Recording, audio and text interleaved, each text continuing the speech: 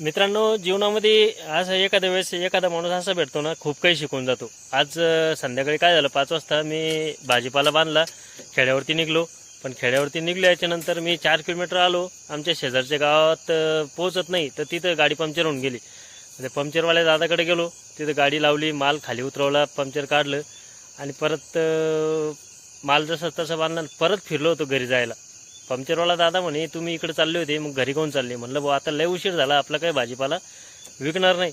तो म्हणला, निघले होते ना, चालले होते ना, मग जा, जे विकल ते विकल, जे राहील ते राहील, उद्या परत विकून टाका. मी एका घंट्यामध्ये 900 रुपयाचा भाजीपाला विकला. त्याच्यातून 700 रुपयाचा भाजीपाला धरून घ्या, 200 रुपये मला प्रॉफिट झालं.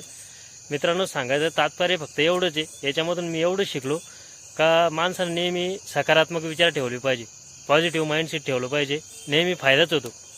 बरोबर आहे ना?